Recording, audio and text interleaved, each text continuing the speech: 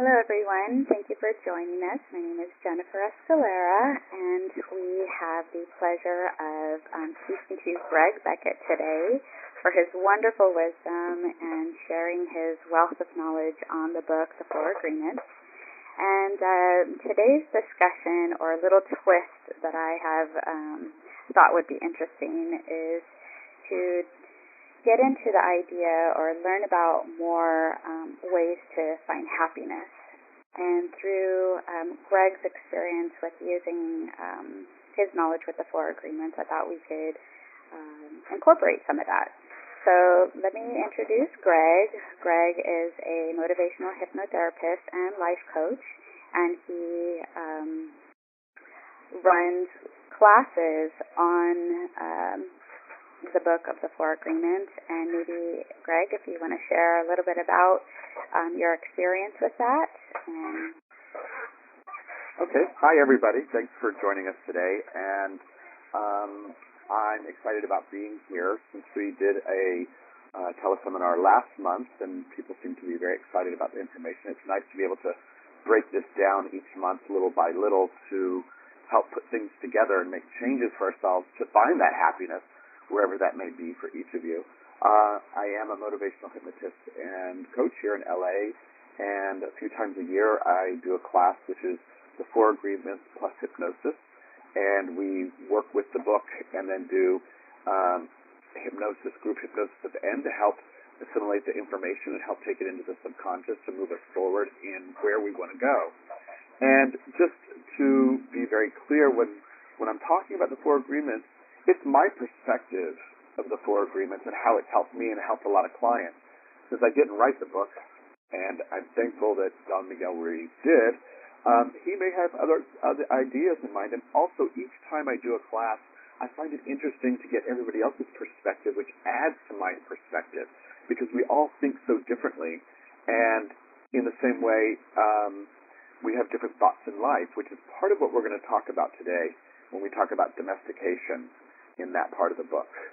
So if we're ready to move into it, Jennifer. Yeah. Let's get into it. So what I find really cool about all of this is that the first thing you said, Jennifer, was about finding happiness. And for me, it took a long time to realize we're always looking outside. Even by coming here and listening, we're looking for something outside to help us, but we're looking for it to help us on the inside. Because happiness, we already have found out. If you're listening to this call, you already know it's not that other person or that new dinner place to go eat or that new piece of jewelry or whatever it is for you. That's very limited. It's a very short span where it doesn't really feed you a meal. It's like having fast food or a candy bar and not a good, nutritious meal, so to speak, for our soul. And I feel like we're all looking for that soul or that core part of ourselves to find that happiness there, which therein lies the happiness, actually. We're looking outside for someone to tell us to look inside is what I hope. You know, for me, I keep asking questions instead of looking for something else. Like, what makes me happy? What makes me feel fulfilled? And maybe I'll read something to give me guidance, but to ask somebody else's opinion about what makes me happy is ridiculous. I jump around a little bit. Hopefully everybody can follow, because there's a method to all of this in my mind, I guess. But when we're talking about getting opinions of others, we're really talking about domestication. When we were children and we were born, we're babies and we're born, we're domesticated. We're taught. We're taught to pay attention to certain things. We're taught to be Catholic or Baptist or Buddhist or whatever it is. We're taught all of that. We're taught English. We're taught all of these things without having an option. We didn't say, oh, I want to learn Chinese instead, or we were just told all these things. So that's what we call it, the dream of society. All the rules, the dream of the planet, the dream of society, the dream of, let's say, North America, the dream of Los Angeles, the dream of Sherman Oaks, the dream of Juniper Street. It's micro and macro of all of these different dreams of the world that we were taught to be disciplined, to do all these things. And the way they do it is, it's our parents, it's everybody, they have us pay attention. Now, attention is our ability to discriminate and focus on what we want to perceive. And we can do this a lot of things at one time. And the adults hooked our attention, and they put information in our mind by repetition, much like you domesticate a dog or cat or anything else. You train them by repetition. And they use English because that's the code that we learned for everything. And once we understand the code, then we're hooked because we're learning, we're growing what they want us to know. And that's all cool, because we have to learn how to walk, talk, and all these sorts of things. But along with it, we figured out, quote unquote, who we were by their opinions of us. We learned, we agree with them that maybe, oh, you're beautiful, oh, you're smart, or oh, you're stupid, or oh, you're fat, or oh, you're so tall.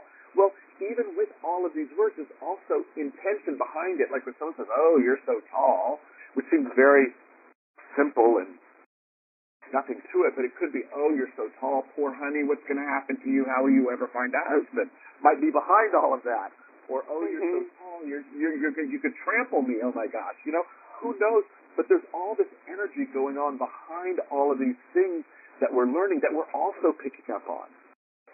And what's really interesting, and I found amazing to think about this over and over, and I'm going to read a little bit from the book, is we train our children, whom we love so much, the way we train a domestic animal, with a system of punishment and reward. We're told you're a good boy or you're a good girl, and we do what mom and dad want us to do. And when we don't, we're a bad girl or a bad boy. And so when we went against the rules, we're punished, and when we go with the rules, we're rewarded. And we're punished so many times a day and rewarded so many times a day that soon we become afraid of being punished and also afraid of not receiving the reward.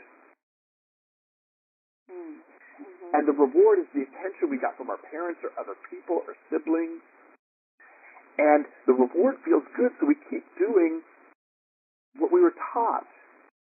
Because there's a fear of being punished, of not getting the reward. So we start acting like what everybody wants us to be to get the reward.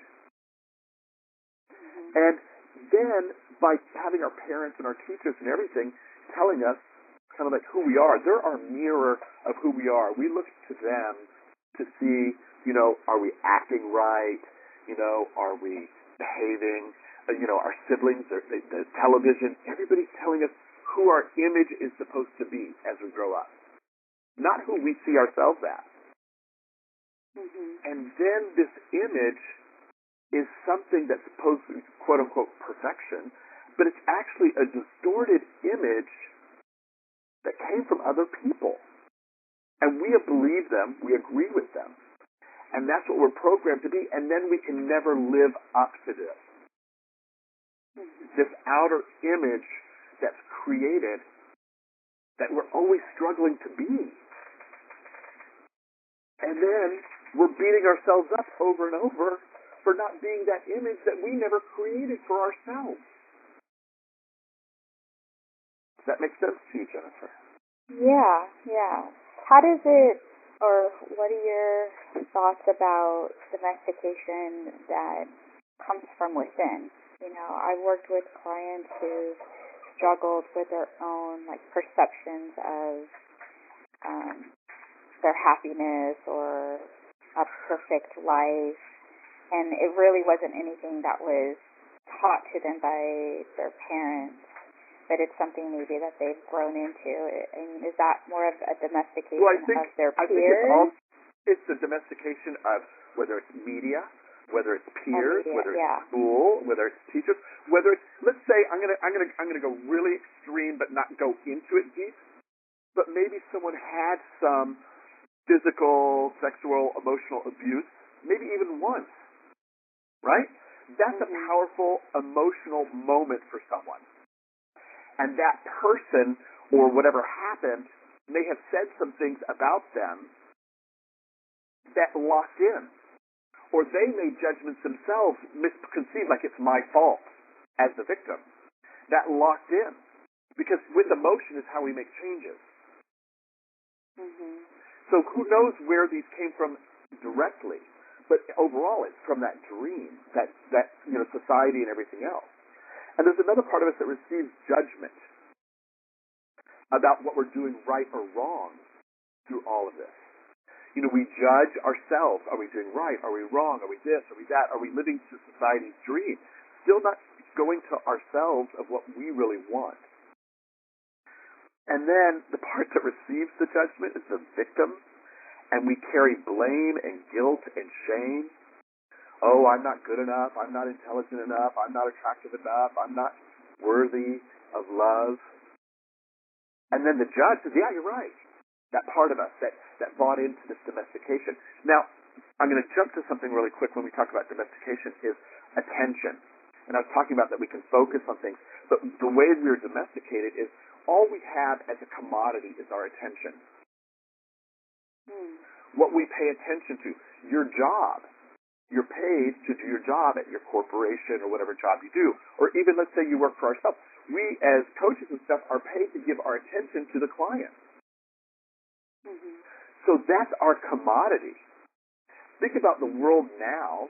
They're all fighting for our attention. Whether it's Britain and what's going on there or here, all the media is fighting for our attention. That's how the media makes their money, is how many eyeballs, how much attention they're garnering. That's how the advertisers pay. And that's how the corporations get bigger, by having things that get our attention. But if we choose to pay attention to other things that are important to ourselves, to not be afraid to look within and to say, what makes me really feel safe? Or what's this yearning that is not enough? Even though I'm following the rules, I still feel unhappy. So if you start paying attention to that inner core soul part of you, and not to all of this outside external chaos, that there's a war, let's say. If we were to say there's a war, my viewpoint is that there's a war for consciousness. And so everything that we do and all the things that we have, all these electronics and everything else, yes, they're great tools for us, but at the same time, it keeps us distracted from ourselves, which is where the answer is for everything. Can you still, I'm sorry, go ahead. Go ahead, no, go ahead.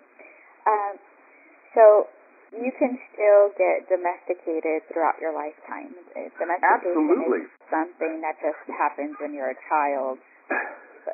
It's continual, because when we get to the next parts of the book, through the next teleseminars, we're going to start talking about the agreement. And we have agreed to all of this, whether it was verbally, consciously, emotionally, energetically, we've agreed. But there's part of you that's not satisfied, that's wanting to disagree and make other agreements. That's how you change out of that domestication, and you start learning who you are and what you want.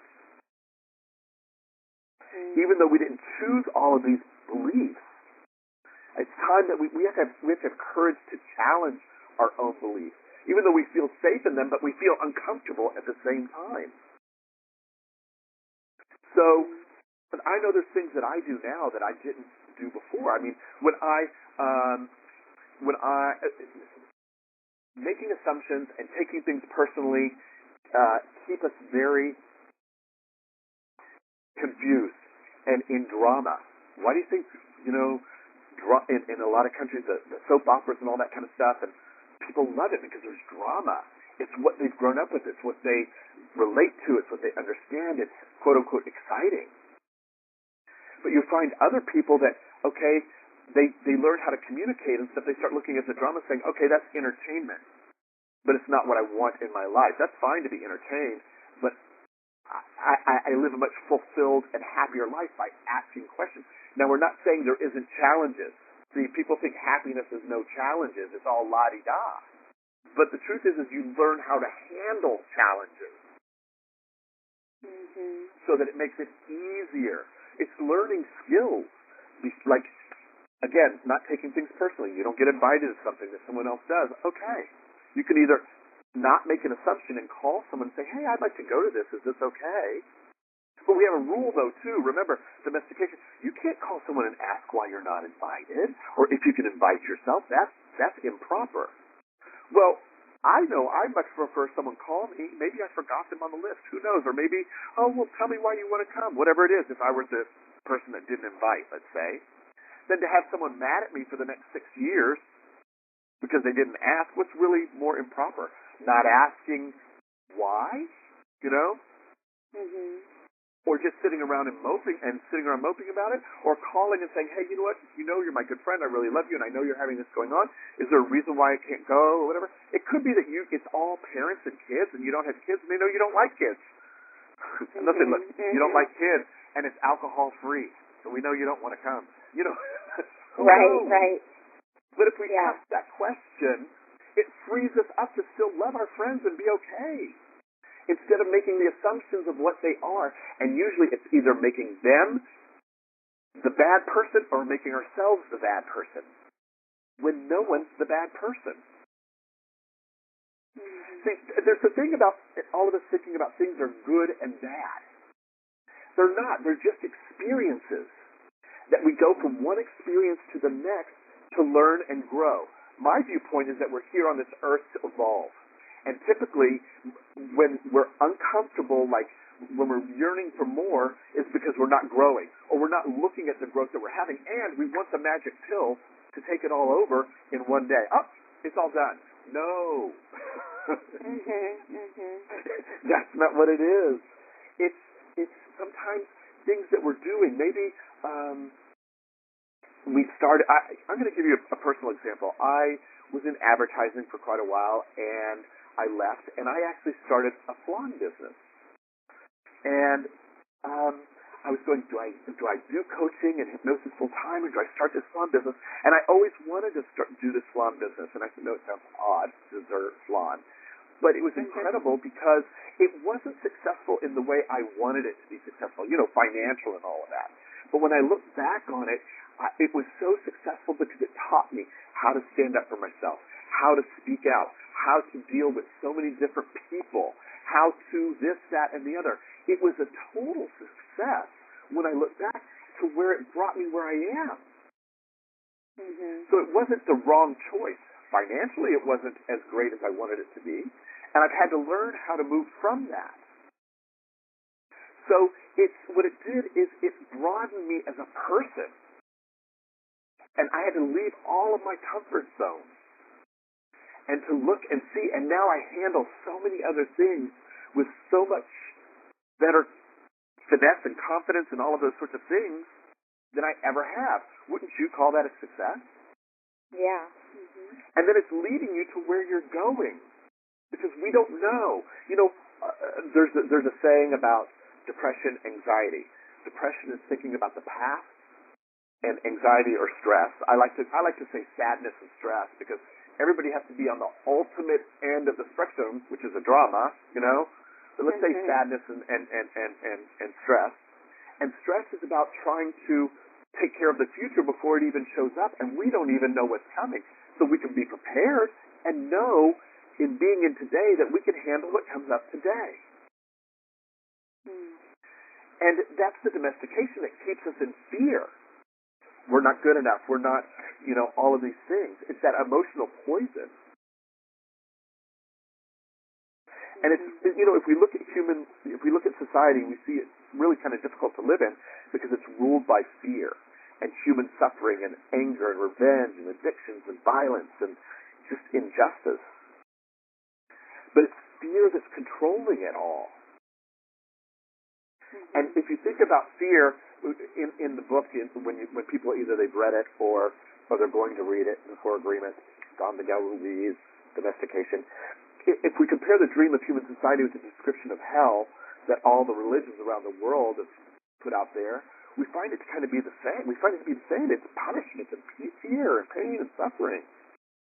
That fire is generated by the emotions. And so it's by searching and looking for the truth of ourselves to turn that around, to start finding our own quote-unquote heaven here. We pay through our attention, right? Yeah. And we see all of this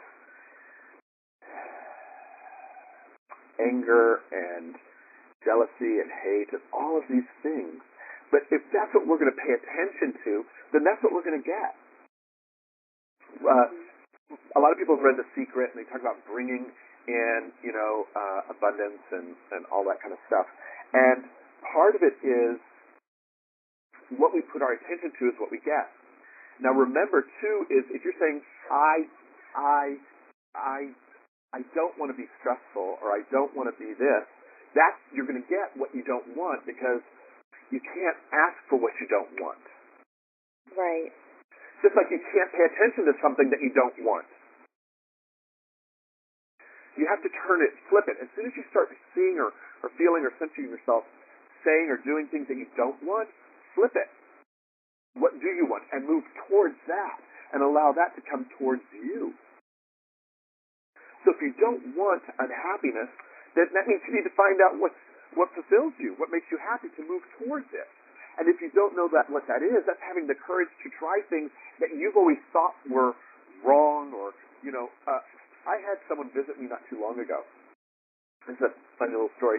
And it was someone here to help me. It's a family member, and in their early 20s. And great kid, really cool. And I said, let's go get some Chinese food. And he said, well, I don't really know. I don't know if I like Chinese food. I said, come on. And he goes, well, I think I like chow mein. Great, let's go.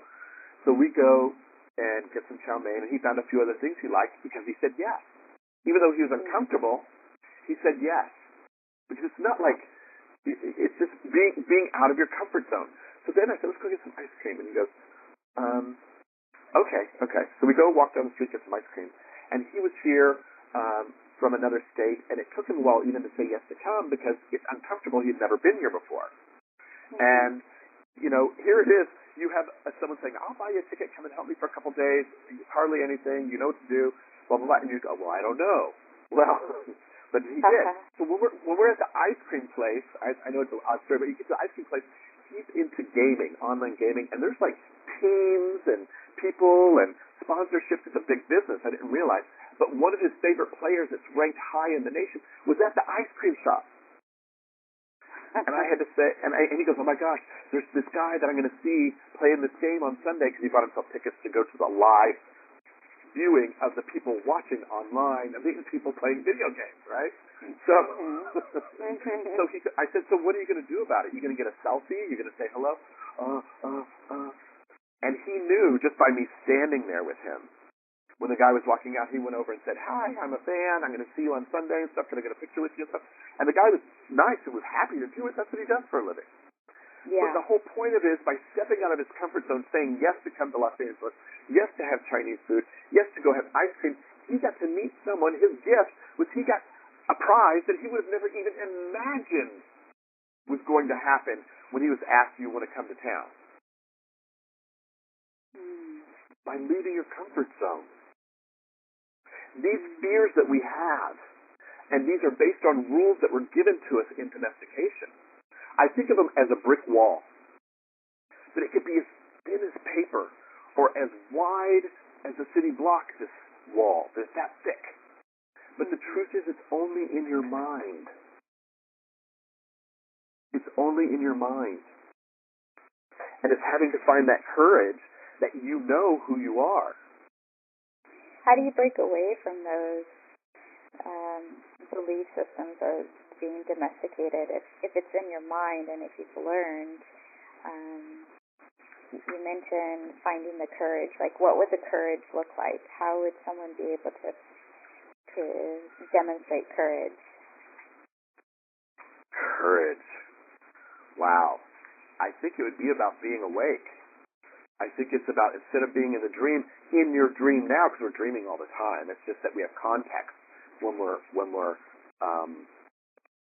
walking around during the day, and we don't have the confines when our eyes are closed and our mind's so free. But it's looking at all the agreements that we have made and willing to look at them and challenge them. Does this make me happy? Is this who I really am? And that's what, when you ask that question, that's what we'll go into even more as we do each of the 4 agreements each month, starting with the first agreement, which is be impeccable with your word. And we're going to talk about how your word is not just what you say, it's what you think, it's how you do things. And, you know, there's thousands and thousands of agreements, but you just take one at a time. You just take one at a time. You know, you when you're finally ready to change and have that courage, and typically it comes out of being in so much pain, because you have to find the personal courage to break the agreements that are fear-based and claim your personal power. They come from the agreements that come from fear requires, we have to expand a lot of energy, but the agreements that come from love, they help us conserve energy and gain extra energy. We have to be able to sit with ourselves and go, all right, I'm upset. I'm at my job and I'm upset, let's say, because they want me to do this, this, and this, and I'm unable. It's physically unable, but instead of saying, hey, you know, boss man or woman or person or whatever we want to say, this is really physically impossible. How can we do this another way? Can we set a different timeline? Can we do this or do that, or can I get some help on this? That takes courage. That's saying, hey, this is speaking up. It's not making an assumption that it's only this time frame, whatever they said, right? And not saying, oh, they're just putting this on me because I'm great at this and they're just trying to use me as a whipping dog or whatever it is, or they're mad at me. But to ask, hey, how can we realign this so that it works with timing? That takes courage.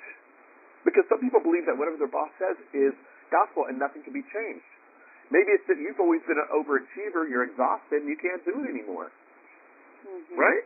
And you're unhappy being that pleaser, trying to please everybody by getting everything done so quickly and never giving yourself some attention or a break, or even a lunch break. How about that? See, if everybody goes along, right? And if everybody goes along with this dream, then what we're saying is corporate America and all of that kind of stuff just keeps getting to consolidate and push you more, because no one says no. Because we were taught not to say no in our domestication.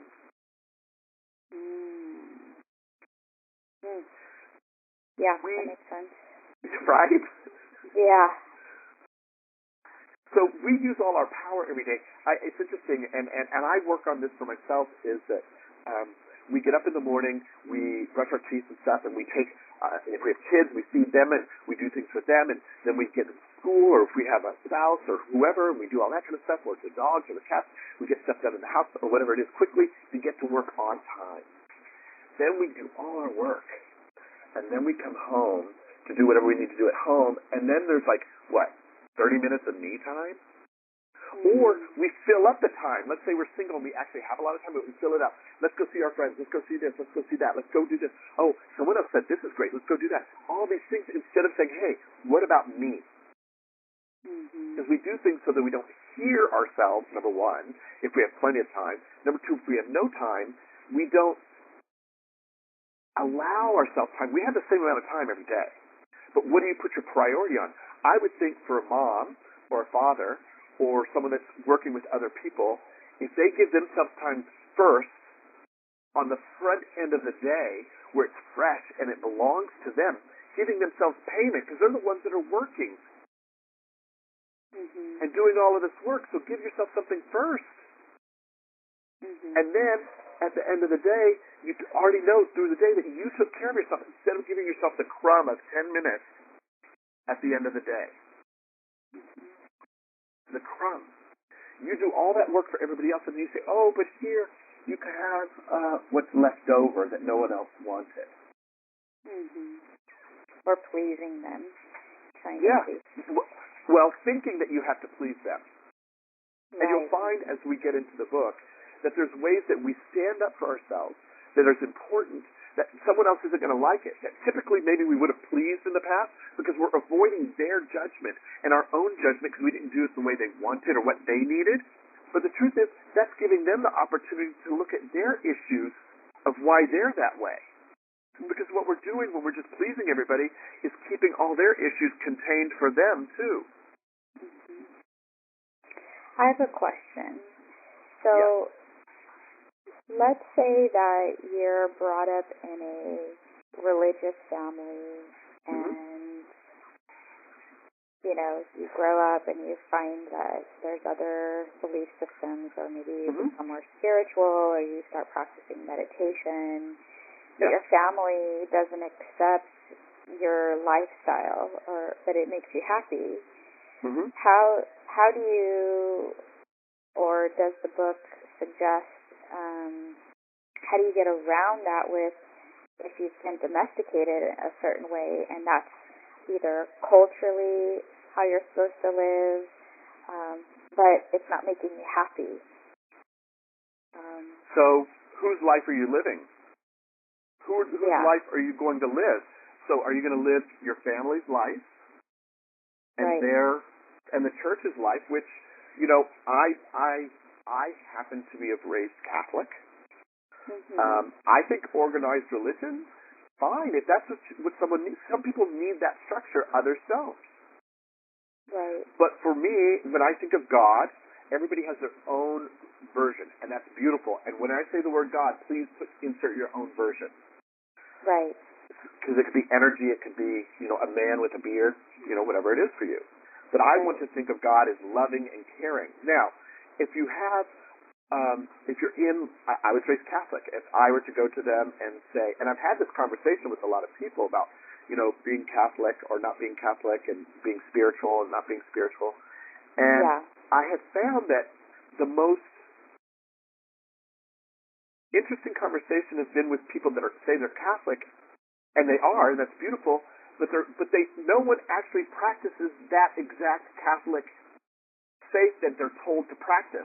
There's always the ifs, ands, and buts in there that allow them to be Catholic, or Baptist, or whatever it is. Right. So no one's really living a certain complete way, and if you can explain that, or just be yourself and be loving, and if you're feeling better and loving about yourself, and you're growing, you're always going to have people that you lose. Let's hope it's not your family. But are you to sacrifice your family, yourself, to your family who are unhappy or who are not who you are? Look, this book is really about taking personal responsibility for your own happiness and your own life and your own choices. And that's all we have. This is your life, or Mary's life, or my life. I've had to make choices within my own family of doing certain things that were not pretty. And people came around and other people didn't. And my life is still my life, and I'm still working at making it more fulfilled and happy as I grow. And it turns out that the ones that weren't happy with my choices aren't happy anyway. It's not my job to make them happy. They need to look at why they wouldn't want someone that's happy in their life. So we keep focusing. That's focusing on what doesn't need to be focused on. I'm not saying your question wasn't great, because it is. But see, then people are worried about what they think. Exactly. And then you have to decide, what is really your definition of family? Is it bloodline? Because I know people that have killed people in their own family. Yeah. Is that how family is? I have someone I know who says family is everything, and has a certain construct of what a brother is, and what a sister is, and what a mother is, and a father is, and what she is as a daughter. And so they live their life in that construct of what they view a daughter has to be, based on what someone else told them, which isn't working for them. Because that construct was based on the parent or the grandparent or the familial values, what would work for them as her being a daughter, not her being a daughter for them. Does that make sense? Yeah. How I just said it? Because it was from their perspective and what they want a daughter to be, never what the daughter decided what a daughter should be. Right. So what are some tips that someone could learn from you about, because you mentioned attention, giving wise attention is important. How would that attention Let's help start here. someone? Okay. Mm-hmm. Yeah, let's start here. If you're on this call, it's because you're looking for something. Pay attention what you're looking for. Pay attention what that feeling is. Start paying attention to what you do each day. Like, if you're one of the people that gets up in the morning and does everything for everybody, say, okay, what if I changed it? And I got up in the morning and gave myself 10 minutes to work in the garden, because it's light, it's summer, at this time of the recording. Or 10 minutes to walk around the block. Or 10 minutes to soak in a bubble bath in the morning. Whatever it is, to give yourself something different, to start looking and asking yourself questions. What is it I want and I need? There's rules in my mind or in my society that I believe. Because listen, we all have friends and neighbors that don't have the same beliefs that you go, I wish I was more like him or her. Mm-hmm. See, because they don't have the same rules in their mind. They didn't buy all the same rules that you bought. They had different families, different, constructs. Right. So start taking a few minutes every day for yourself and not focus on what you don't want. Focus on what you do want and how to get there. And we're going to cover more and more of this as we do being impeccable with your word. I hate to sound like one of these people, come back and listen again and you'll get more information. That's not what I'm trying to do here. No, but yeah. Because that's just... We just don't have the time for it. Yeah, it's just because we could go through the whole book and that's how I can explain to you how to do it. Read the book. Yeah. Read it. Highlight. Ask questions, Right, right. Ask questions. Why do I do these things? If it's because my mom and dad told me to, ask yourself, but do you know a better way? Or is that fulfilling to you? Or your teacher told you to, or whoever it is, who you paid attention to. Listen, your attention is the most valuable commodity in this world. Mm-hmm. Pay attention to the good. Allow yourself to do good for yourself. Allow that instead of all of this fear. It's what you pay attention to that is magnified for yourself. It's your perspective. Right now, there's a lot of imbalance. There's a lot of shakeup. Mayan calendar, back in, I think it was 2012, the world's going to end. There's no more Mayan calendar, the world's going to end. But my understanding is that it was an end to a certain type of living, of the patriarchal. And it's supposed to be moving now into more matriarchal, loving society. And there's going to be shifts. Just like when you start doing these things from this book, you're going to have some friends that won't, they're like, well, you used to do this for me all the time. You're like, well, yeah, now I can't. It just doesn't, well, I'm not your friend anymore. Were they ever your friend? Right. You'll start attracting more people who also value themselves, and you won't be upset with people who value themselves when you say, hey, can you do this? And say, no, I'm sorry, I can't. You'll be like, okay, I'll find someone else, or I'll find out how to do it. Because you're not afraid to ask. You're not afraid to understand. You're not afraid to let people be who they are, because your world is really within you. And it gives you confidence. Deciding that you're responsible for your own life and for your own choices and what you create is a huge amount of confidence, because you're then taking your power back, your personal power, instead of having it dissipated by all the agreements we've created, and then we feel powerless thinking we have to do everything that everyone else says. Mm-hmm. It keeps us trapped. Right. You have to be able to, that first step is to see how the agreements or the rules rule our life, rules how you think. And then say, okay, I'm ready to make a change. I am ready to be able to take back my power. And we already have that power. Remember, it's as thick as you want it to be or as thin, but it's all in your mind. It's all in your mind. See, the thing is, like, I could get on this call and be so nervous and afraid. Yeah. Oh, are they going to like me? Are they not going to like me? Oh, you know what? I put myself in my zone, and I'm happy to be here and share and allow to have happen what happens. If someone doesn't like what I say, I'm happy to have a conversation to understand why. It's not a personal thing. Why don't you? What's going on? What do I need? How can I help you? Or if they like me and what I say, great, I'm glad. But it doesn't change me. Yeah. And I'm not afraid to have the conversation. That's very open. Yes, because someone having a difference of opinion, that's for their dream. I don't need them to be in my dream. Now, we'll start attracting people more alike as we're being honest with ourselves. And we might find we don't need, there's people that collect people. I actually used to send out over 120 birthday cards a year. Wow. Because I was excited about how many I would get for my birthday. That's where I was at back in my 20s and stuff. And I genuinely liked all these people, but that's a lot of effort. Yeah. Until one day I just didn't matter anymore. I said, I'm not going to do it anymore. And you know what?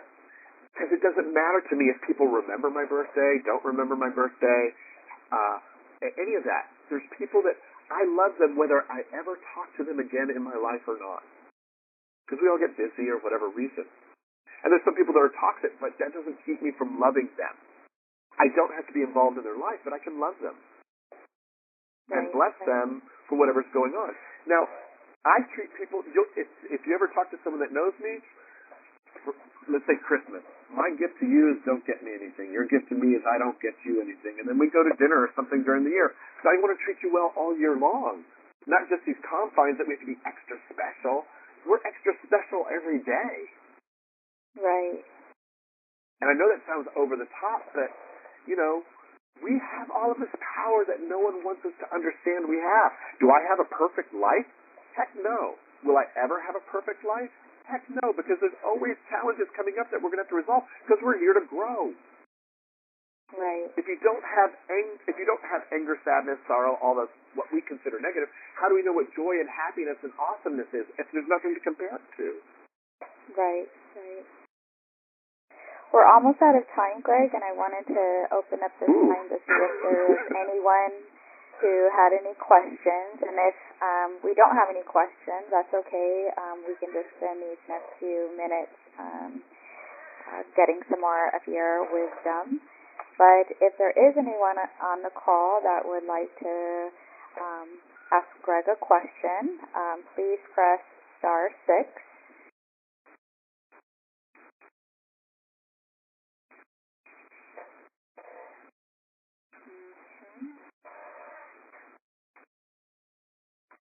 Y'all don't have to be shy. That's okay.